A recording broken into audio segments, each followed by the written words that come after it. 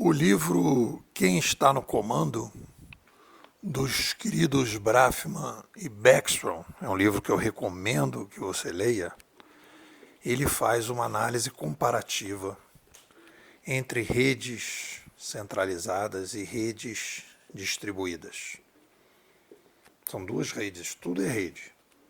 Uma rede descentralizada e uma mais centralizada e outra mais distribuída, e ele faz comparações muito interessantes, por exemplo, mostrando os espanhóis dominando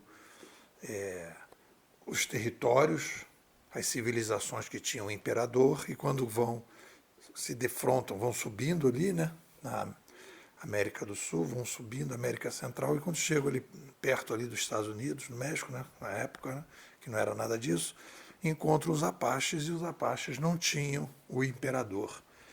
Os Apaches tinham uma filosofia mais republicana, mais descentralizada, né? Então, eles falam, quem é o chefe? Aí o cara responde, não, hoje, o chefe hoje, e aí ia mudando conforme a situação, e eles tiveram dificuldade de dominar os Apaches, e quando eles começaram a destruir as aldeias dos Apaches, os Apaches resolvem ir para o nomadismo para combater os espanhóis, e a coisa vai muito mais longe. E aí ele vai mostrando, né, o FBI contra a Al-Qaeda, que a Al-Qaeda era uma rede descentralizada, e vai falando de vários exemplos, do Napster versus a indústria da música, e chegam nos alcoólatras, ou nos alcoólicos anônimos.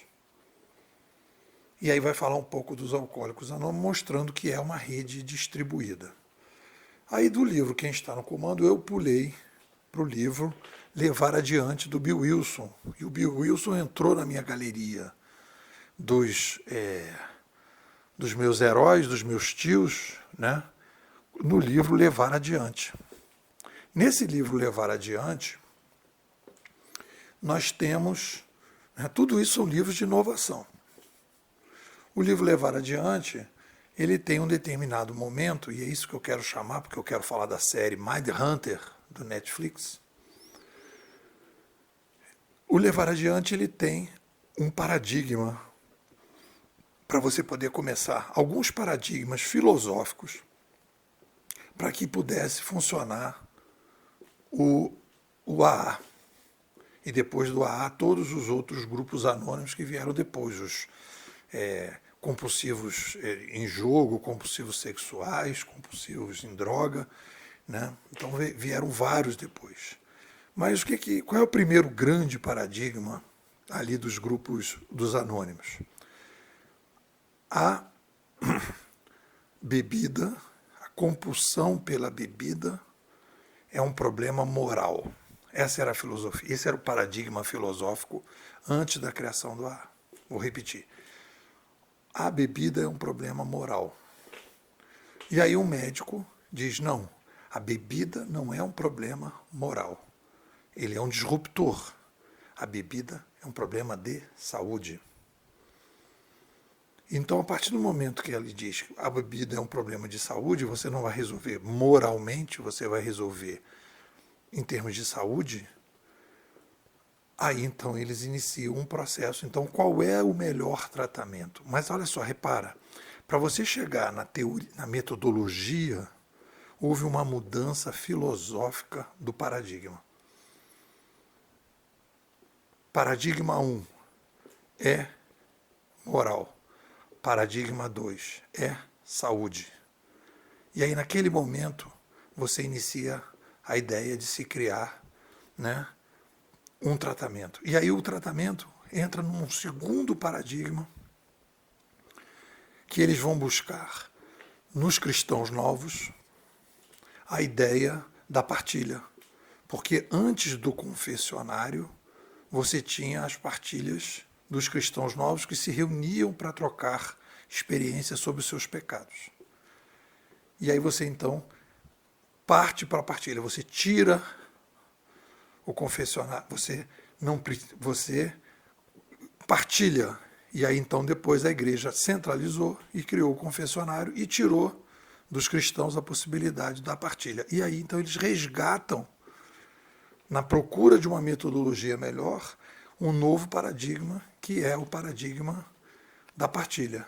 E aí você tira, inclusive no início do AA, está no livro, no início do AA, tinham pessoas que não bebiam que coordenavam os grupos, mas era tanto grupo que precisava que aí resolveram blockchainizar o AA.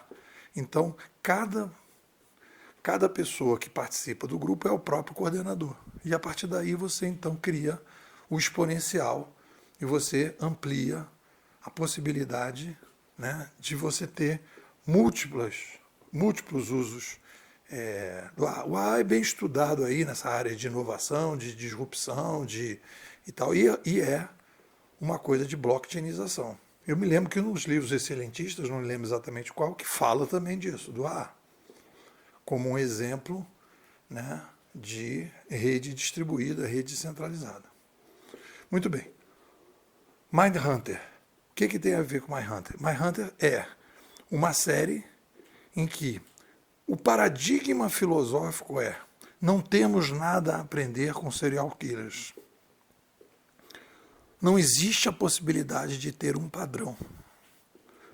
E essa ideia de não ter um padrão, ela vai se encaixar dentro dessa conversa que a gente está tendo entre incrementadores e disruptores. O disruptor, o incrementador, ele lida com problemas dentro do mesmo paradigma. Ponto. O disruptor, ele trabalha com novos paradigmas. E aí eu divido aqui os novos paradigmas do disruptor em duas situações.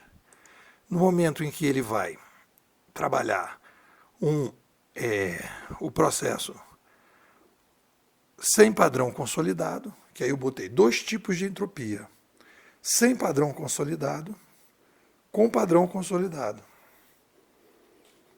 Então, quando ele diz, a pessoa, ele está num bar, né, conversando, e aí eu boto o diálogo logo no primeiro episódio, que ele está conversando com outro cara que estuda a pesquisa dos serial killers, ele diz: poxa, mas a gente deveria desenvolver uma teoria sobre isso. Nós não temos. E o cara fala: nós não temos. Então aqui se caracteriza pela entropia sem padrão consolidado.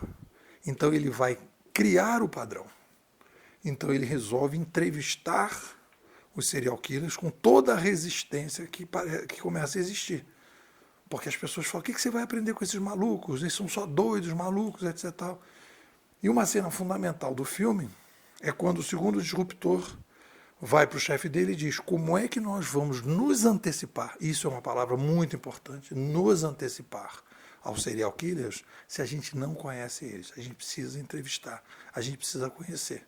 E a partir dessa disrupção, a partir dessa nova visão, eles começam a perfilar com mais capacidade e descobrir, e aí vou mostrando algumas cenas, algumas situações em que eles vão descobrindo os serial killers. Recomendo a série, com este ponto de vista. O que vocês dizem?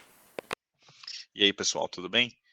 Meu nome é Leandro Alves, eu estou aqui na Escola dos Bimodais, acho que estou indo para a 4ª temporada, aí, junto aí com os Bimodais, e eu posso afirmar aí, sem errar, com uma certeza razoável, que entrar para Bimodais é o melhor investimento que eu fiz aí nos últimos anos. Realmente, assim, a escola ela traz todo um portfólio de conhecimento que você não acha por aí, entendeu? Um conhecimento de altíssima qualidade, a qualidade dos participantes é impressionante, sempre tem muita provocação, tanto do lado dos artigos do NEPOL, quanto do lado dos próprios alunos.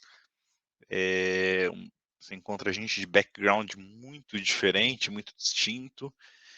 E eu vou falar para você, depois que eu comecei com os bimodais, assim, como aluno dos bimodais, a minha forma de pensar evoluiu muito, assim, o que eu consumo, como eu consumo, metodologia para isso, a forma como pensa, como enxerga os problemas, mudou completamente, assim. Acho que se você é uma pessoa que gosta de desafio intelectual, se quer ir um pouco além, a Bimodais definitivamente é a melhor opção que tem. Realmente, assim, eu sou muito grato a tudo que eu aprendi aí nos últimos anos e continuo aprendendo na